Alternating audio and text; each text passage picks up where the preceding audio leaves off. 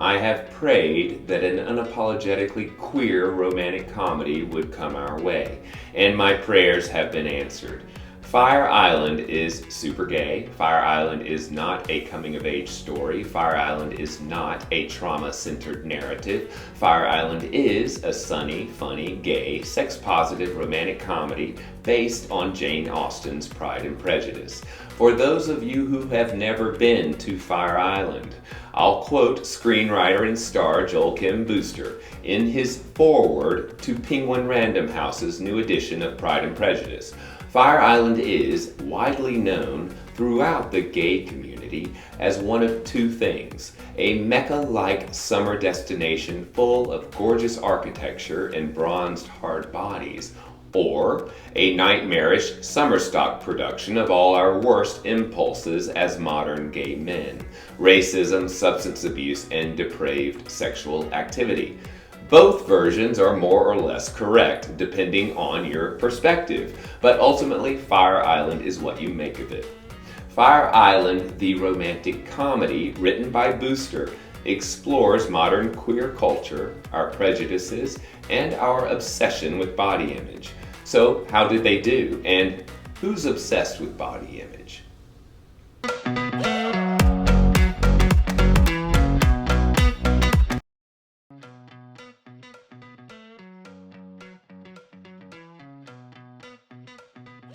Jane Austen could not have known it at the time, but while writing about five middle-class sisters during the Regency period, she was also writing about my experience as a gay man in the 21st century. So writes Joel Kim Booster. Austen may not have realized it at the time, but her novels are covered in wall-to-wall shade, the modern homosexual's secret language that involves stealthily insulting each other with enough plausible deniability to keep the party going. I doubt Jane Austen could have imagined a modern retelling of Pride and Prejudice with Britney Spears and buttless bikini briefs. Needless to say, we're in very good hands. As Booster wrote, while reading Pride and Prejudice on a trip to Fire Island, he could not help but map Lizzie's experiences navigating the limiting social conventions of her time onto the similarly tortured social conventions of gay male spaces. Instead of a dance at Netherfield, it was a pool party on Ocean Walk. Instead of a turn about the room with Carolyn Bingley, it was a trip to the back room at the underwear party with some muscle bottom named Todd. In every case, a group of adults circling each other, saying little but communicating volumes with glances and body movement and hidden meaning.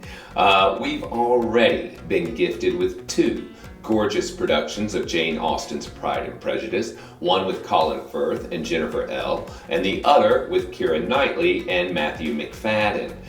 We've also had the iconic Clueless and Bridget Jones's Diary. Now we have our very own gay version. Fire Island was paid for by Disney, and I pray will truly usher in a new era, not only for Asian American movies, but also for LGBTQ comedies.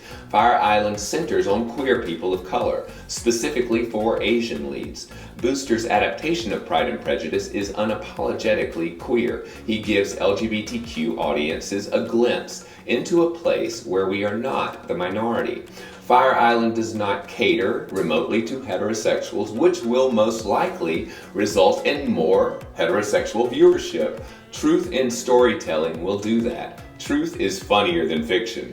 Gay men telling a gay love story that reflects our modern gay love, there will be jealousy galore, especially from straight cisgender men, when they realize how boring their sex lives are.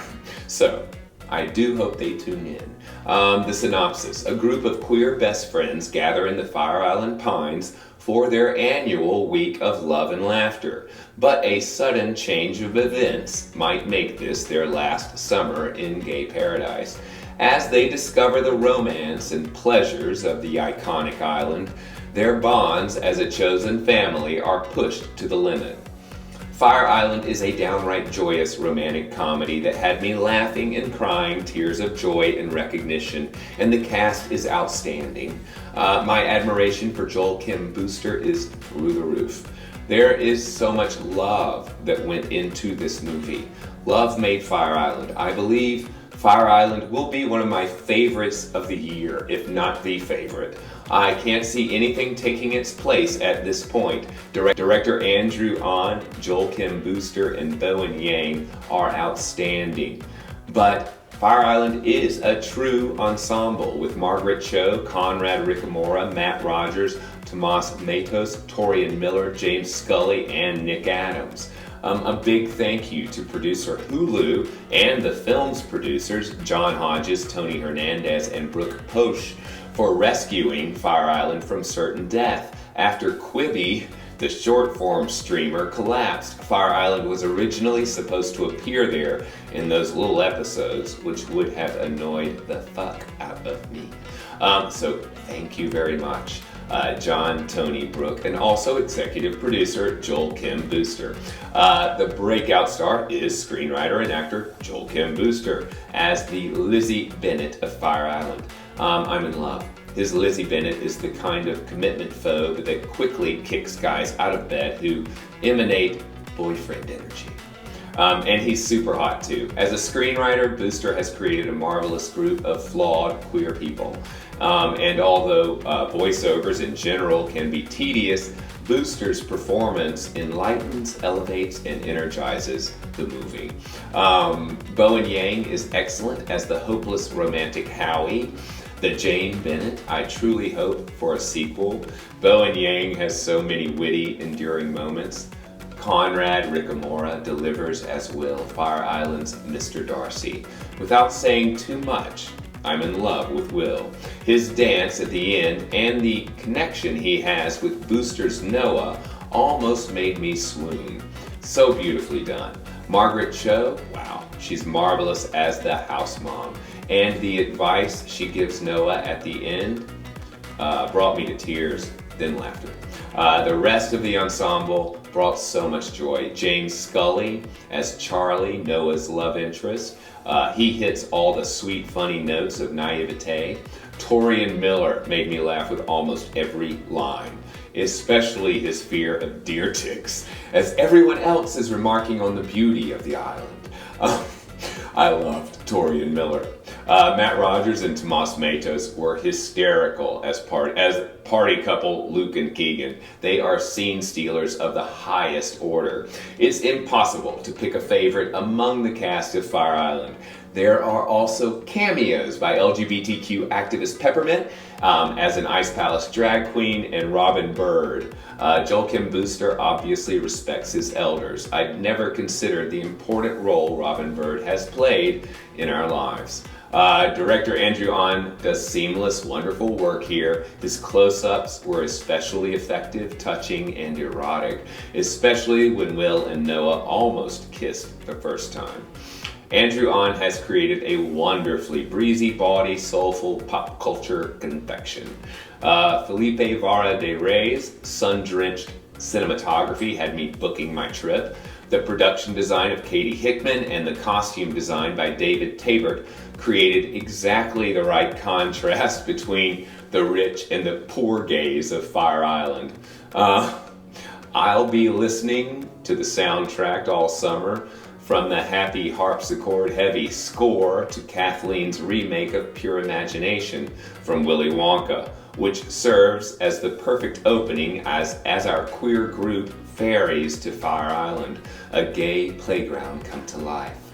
I fell in love and give Fire Island 5 stars. I am so thankful for Joel Kim Booster's imagination, and I want a sequel, even if it's not as brilliant as Neighbors 2. Did y'all love Fire Island as much as I did? I'd love to read your thoughts in the comments section. In terms of my own body image, my body is the direct and very lucky result of quitting booze and adopting a healthy lifestyle after a very dark period. That is similar to the dark periods a lot of us have. I'm 50 now, I survived, I'm not special, you can too. So always remember, living well is the best revenge.